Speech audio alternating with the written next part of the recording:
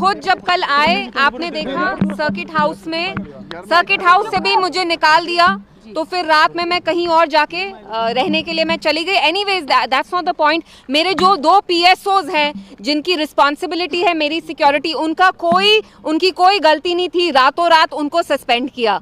इनको आधा घंटा लगा मेरे 2 PSOs को सस्पेंड करने के लिए। उनका नाम हमीद और बशारत है।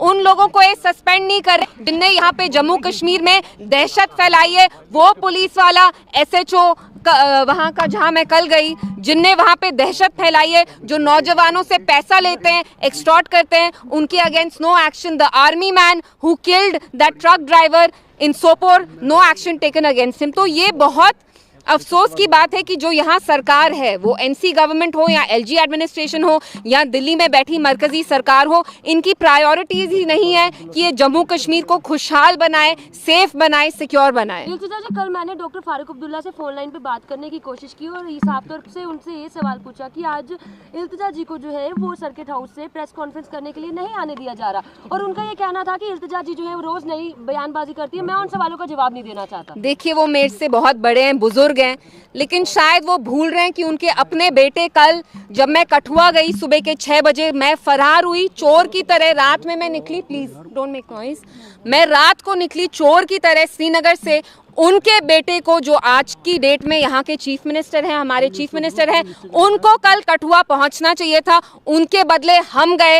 वो दिल्ली में लंच कर रहे थे, कुछ अल्फ्रेस्को लंच, मुझे तो पता भी नहीं। तो फारूक साहब शुड टेल अस कि उनकी जो सरकार है, जो उनके बेटे चला रहे हैं, उनकी क्या प्रायोरिटी है कि वो हर वक्त दिल्ली में बैठ के लंच करे, डिनर करे। हमने देखा बुढ़ाल में लास्ट मंथ जब राजौरी में फूड पॉइजनिंग के केसेस हो रहे थे, तब भी ओमर साहब दिल्ली में बैठ के डिनर होस्ट कर रहे हैं। कल उनको पता नहीं था, लेकिन जब वो लंच कर रहे थे दिल्ली में कहीं फर्स्ट 5 स्टार होटल से ऑर्डर करके, बहुत 500,000 किलोमीटर दूर एक लेडी है 25 साल की, कठुआ में, जो विधवा हुई है, जिसने 5 दिन से एक निवाला तक नहीं खाया। लेकिन ओमर साहब की प्रायोरिटी क्या है? दिल्ली में बैठ के लंच करना, दोस्तों के साथ लंच करना। This is not fair. क्या वजह बताई गई है? देखिए, मेरे जो 2 PSOs निकाले, उनकी ये गलती है कि उनने मुझे रोका नहीं, क्योंकि वो भी, उनका कुछ ना लेना था ना देना था। मैंने कहा मैं चोर की तरह रात में फरार हुई हूँ श्रीनगर से। आप लोग मुझे जानते हैं, मैंने यहाँ प्रेस से बहुत बार बात की है। क्या मैं कोई देशद्रोही हूँ?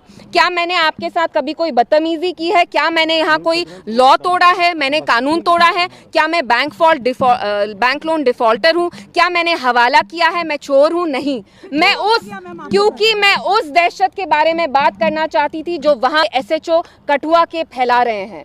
वो वहाँ छोटे छोटे लड़कों को उठाते हैं और उनसे पैसे लेते हैं, और इन लड़कों को टॉर्चर किया जाता है। मुझे बताया गया कि मक्खन दिन साहब को जब रिलीज किया, 4 किलोमीटर वो पुलिस की गाड़ी में थे, निकाला उन्हें, 4 किलोमीटर पैदल चलाया टॉर्चर करके, और जब उनने पानी मांगा, पानी का उनको एक घूंट तक नहीं दिया। मैम, दिल्ली में जो तख्ता पलट हुआ है, उसमें आप क्या समझते हैं कि वाकई में BJP की जीत है या जो दिल्ली के बीच में? देखिए, my priority is my state, Jammu Kashmir, यहाँ की आवाम, यहाँ के लोग, वो मेरी प्रायोरिटी है। दिल्ली में क्या होता है, that does not concern me. Democratic country में तो क्या लगता है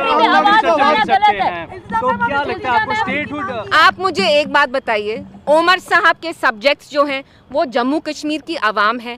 मैं कहती हूँ चलिए, वो लंच अगर आप छोड़ के यहाँ आके अपना कंधा देते उस लेडी को, मक्खन दिन की बीवी को, जिसकी 2 छोटी छोटी बच्चियाँ हैं, तो आपका क्या जाता? अमित शाह साहब से तो आप इतना मिले। पिछले 2 महीने में NC की सरकार क्या कर रही है? दिल्ली जाके शॉल देते हैं, they are on a shawl spree. लेकिन आपके जो अपने लोग हैं, उनके लिए आप बात नहीं कर रहे। There is no sense of safety, there is no sense. आवाज उठाना गलत है?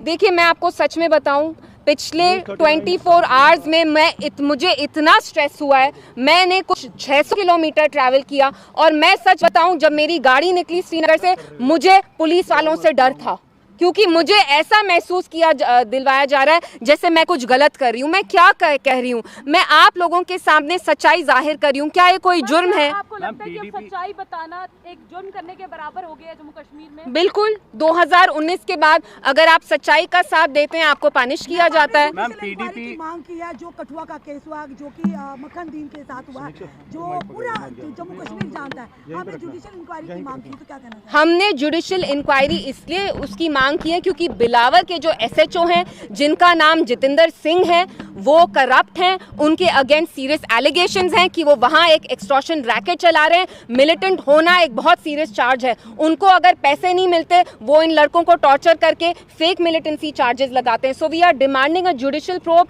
And we also demand that this SHO should be immediately sacked. And मैं जो हमारे जितेंद्र सिंह हैं जो कठुआ के MP हैं और मिनिस्टर हैं, मैं उनसे पूछना चाहती हूँ, सर आप कहाँ हैं? आपके जो लोग हैं जिनने आपको इतने बड़े पैमाने से पार्लियामेंट में भेजा, वहाँ पे एक बच्ची है हमारी जो विधवा हो गई रातों रात। उसके हस्बैंड की गलती भी नहीं थी। उसका खावंद इतना शरीफ था कि अपनी जान देने से पहले उसने कुरान पाक पकड़ के अपनी जान ली। मैम जब भी आप और महबूबा मुफ्ती जी किसी भी परिवार के लिए संवेदना करने के लिए जाते हो तो उसी वक्त जो है आपको हाउस अरेस्ट कर लिया जाता है, महबूबा मुफ्ती जी को भी हाउस अरेस्ट कर लिया जाता है। उसको लेकर क्या कुछ मतलब संवेदना देना किसी परिवार को वो भी गलत हो चुका है अब?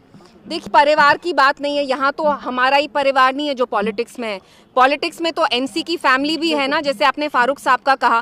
फारूक साहब खुले हैं, उनके बेटे भी, एंड ये बहुत अच्छी चीज़ है। लेकिन सरकार बनने के बाद एक ही चीज़ बदली, पहले NC को भी हाउस अरेस्ट में रखते थे, आज उसी NC को गवर्नमेंट ने फुल खुली छूट दी है। LG एडमिनिस्ट्रेशन के अंडर जो पुलिस है, NC के मिनिस्टर्स को इसलिए खुली छूट दे रहे हैं क्योंकि NC कहीं ना कहीं यहाँ जो सच्चाई है उस पर पर्दा रखना चाहते हैं। हर एक गलत चीज़ को वो नॉर्मलाइज कर रहे हैं, तभी जावेद राणा साहब को वहाँ बिलावर जाने दिया। मुझे